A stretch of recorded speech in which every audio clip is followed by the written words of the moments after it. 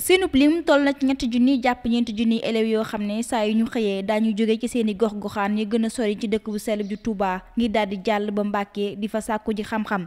loolu le nag ak njàmbaarte dëgg moo la koy mën a may ngir nga mën a buuxante waaye mën a xat-xatloo ci watay Mbàkke Touba yi apprenti di leen pamti ak buuxante bi wata yi itam kenn demul ñu des ngir melokaan wa nga xam ne nii ña koy yor noonu la ñuy mel loolu le buñ ca yokkee tardement ba nga xam ne ni moom la ñuy tardé di ay minutes yu takkoo takku fekk booba seeni nattangoo ñu nga ci biir classe yi di jàng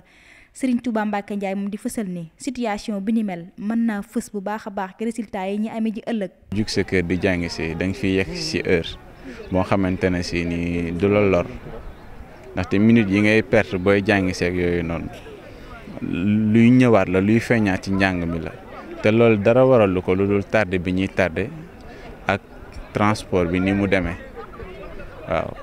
loolu donc moo ko waral. way juri ndongo itam saa yu ñu xëyee yabal seeni doom ngir ñu dem ca biir classe ya seeni xel du dal ngir danse bi nga xam ne nii saa yu ñu xëyee mi ngi leen di topp di leen xaar. toujours da ngay ànd xale yi nga gis leen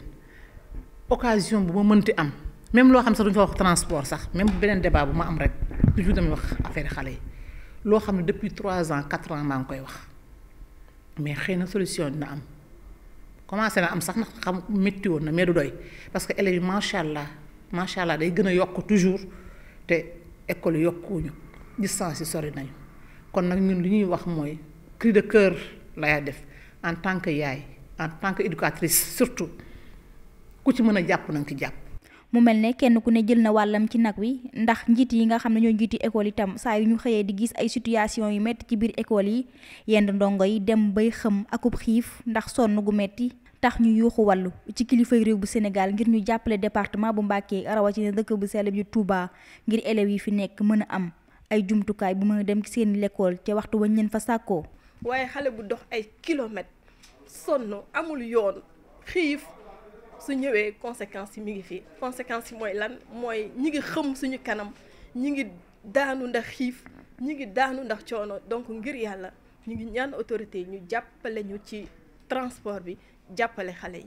kilifa yi ngànk ñaari gox yi di Mbacké ak Touba ku ci mel ne Abdou Mbacké Ndaw di fësal ne càkkuteef yooyu la élèves yi di def saa yu su nekk waaye itam ñi way juru ndongo yi dugaluñ ko ci nopp tëx ngir jamono ji jig na taxaw temm ngir jël mbir mi ak loxoom waaye itam waxtaan ak naataangoom bi di Abdou Lahad Ka ngir ñu xool yenn situation wala yenn solution la ñu mën a xool ba mën a tàbbi ci am péex ci ñaari wàll yépp. En tout cas démb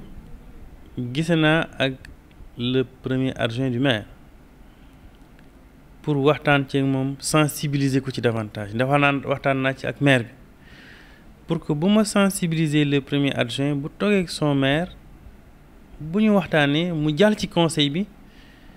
ñu vraiment ñu am comportement bu bees bu responsable par rapport ak situation bi ñu toll nii bu dul loolu ñun commune Mbacké du ñu seetaan xale yi dañu obligé teg programme maa ngi ciy dox nag pour chercher solution yi mais buñ ko defoon ñun ñaar mooy gën.